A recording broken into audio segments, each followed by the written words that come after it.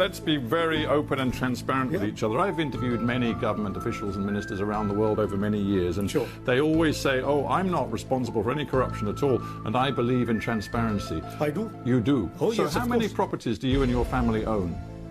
It's all declared in my tax returns. Well, you see, just give me the answer, because I don't know. How many properties do you and your family own? I have my main residence in Pakistan, which has been taken over by by this regime.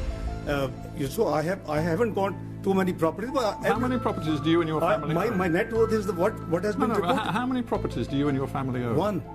One sole property. You and your family own one property. My sole residence. So all of these stories in the Pakistani press about multiple properties owned by your family inside Pakistan, property interests overseas, including in Dubai. We're sitting in London. We're sitting in London. You own nothing in London? No. Your family, not just you, your family. No, not at all. Own nothing? No, because and Dubai? The government. Dubai? My sons have just one villa, which is owned by them. They're in business for the last 17 years. So when I asked you how many properties you and your family own, and you said one, that wasn't strictly true. No, it is strictly true, because they're adult, they're married, they're 17 years, they're in business, so they're independent of me. You know very well that when the NAB looked at your assets, they were looking at you and your family. I have no issue.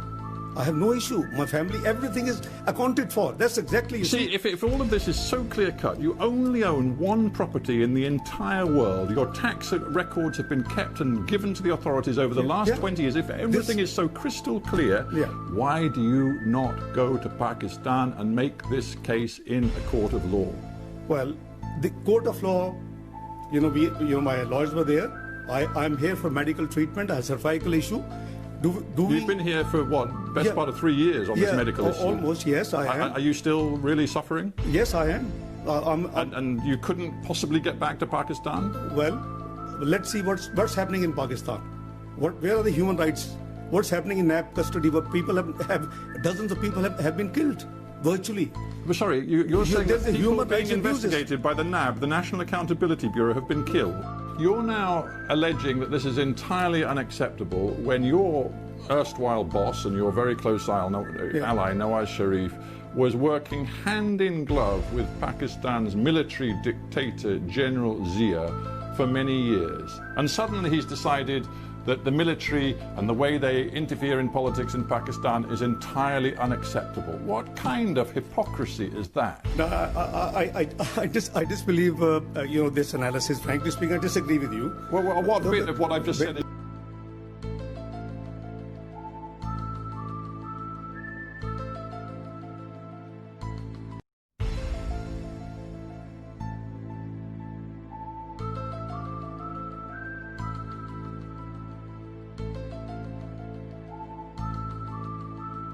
would have been fourth-time Prime Minister if he had not got trouble with the establishment. You see, Imran Khan may be unpopular in Pakistan now, but when he heard what Nawaz Sharif said last month at that rally, when he directly targeted the Chief of Army, Imran Khan said this. He said, how dare Nawaz Sharif point to the general and blame him for what is happening in Pakistan when for years Mr. Nawaz Sharif polished the boots of a former military dictator. When Imran Khan said that, I dare say he actually had a great deal of sympathy from many Pakistanis who know hypocrisy. Thank you so much for watching our video. Please share with your friends and fellows on social medias. Thank you.